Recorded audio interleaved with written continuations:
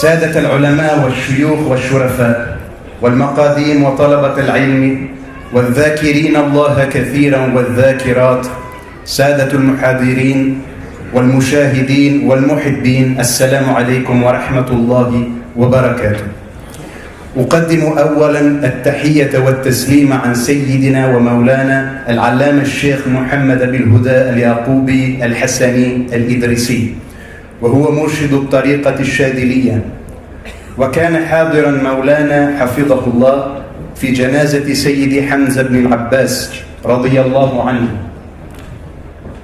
فصلى عليه ودعا له وسماه منارة من منارات العلم والإرشاد والإصلاح، الإمام الجليل العارف الكبير المرشد إلى الله تبارك وتعالى والدال عليه، قدس الله سره العظيم ورضي الله عنه وأرضاه بجاه سيد الأولين والآخرين. Respectés frères et amis, devant un public aussi noble de savants, d'érudits et d'enseignants, ainsi que de sincères amants et chercheurs de Dieu, je ne peux que me présenter avec les mains vides. Ou comme le dit Maulana Cheikh Abou al-Huda, Hafidahullah, وابن اليعقوب جاء بلا دعوى في أثوب الكفن فعطف يا مولاي عليه وعلينا جمعا بالمنن.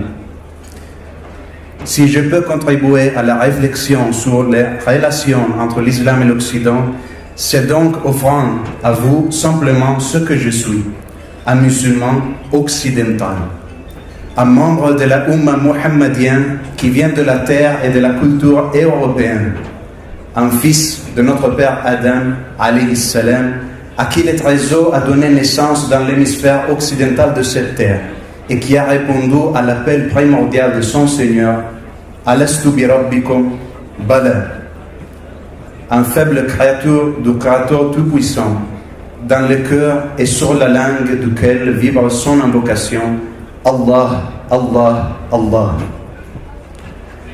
En tant que musulman occidental et européen, j'hérite l'héritage d'une présence multiséculaire. Et cela est particulièrement vrai comme musulman italien, dont la terre, avec l'Andalousie, a connu la principale présence islamique de l'Europe méditerranéenne. L'émirat islamique de la Sicile a duré environ 2 siècles et a connu une féconde floraison culturelle, doctrinale et spirituelle. Des présences islamiques stables ont pu également intéresser d'autres régions italiennes. Européens étaient aussi nombreux aux dignitaires musulmans de la porte ottomane. Et européens sont les communautés islamiques de Bosnie, des Balkans et d'Europe de l'Est, dont l'histoire marque la présence continuelle et ininterrompue dans l'islam européen de 3 siècles au moins à nos jours. Aujourd'hui, je ne voudrais pas vous parler toutefois de notre histoire, mais brièvement regarder avec vous à notre avenir. Et pour faire ça, il faut d'abord reconnaître qu'il y a Occident et Occident, qu'il convient de les distinguer bien et que non seulement sont différents l'un de l'autre, mais que si l'un peut être une sorte de maladie, l'autre pourrait bien représenter son remède. كما قال الحبيب المصطفى صلى الله عليه وسلم ما أنزل الله داء إلا أنزل له شفاء. D'un côté, il y a bien donc cette civilisation occidentale, surtout européenne, dont ce pauvre serviteur est fils, fécondé providentiellement par la sagesse de la Grèce antique et par les enseignements de la religion du livre, et puis généreusement rayonné par la lumière de la tradition mohammedienne, dont les premiers sont des promodromes et des réflexions. Une civilisation dont nous espérons être des héritiers et continuateurs avec nos familles pour la grâce d'Allah subhanahu wa ta'ala et avec le soutien et la direction de nos savants et nos maîtres.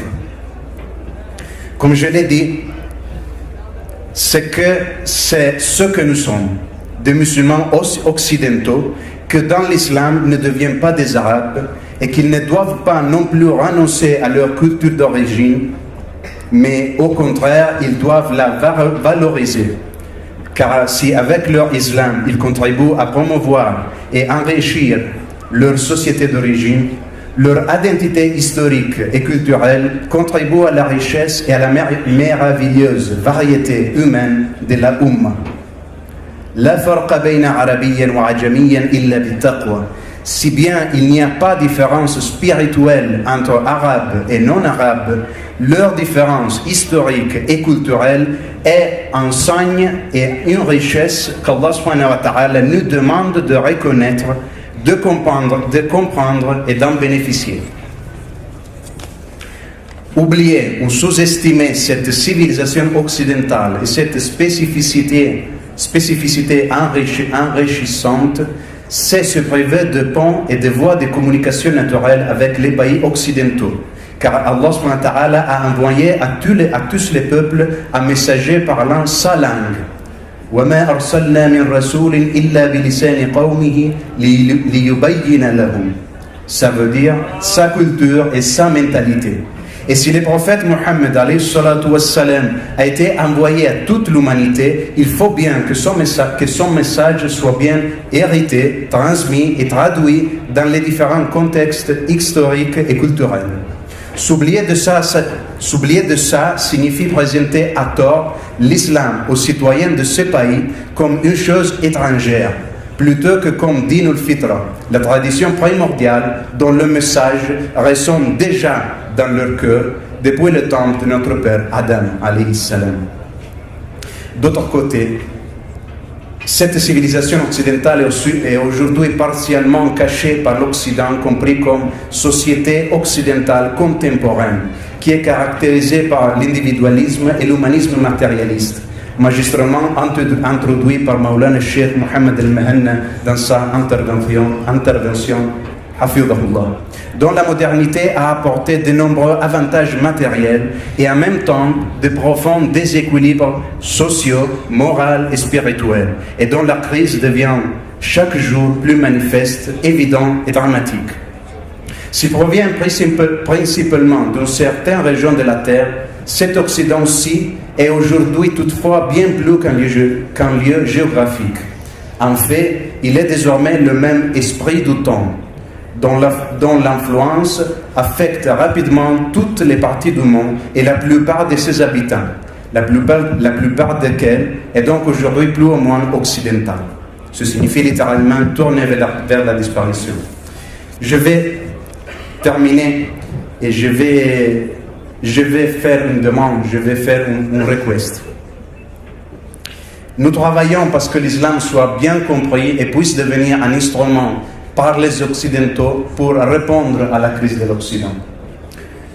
Mais nous avons besoin d'aide, même si nous faisons exclusivement confiance à Allah et au soutien qu'il nous accorde à travers l'enseignement et l'autorisation de nos maîtres. Nous tournons vers nos frères pour qu'ils sachent que lorsqu'ils s'efforcent lourdement de protéger les populations musulmanes de l'influence du littéralisme et de l'extrémisme, cette est en train de se propager rapidement parmi les populations de migrants en Europe. C'est pour ça que nous demandons,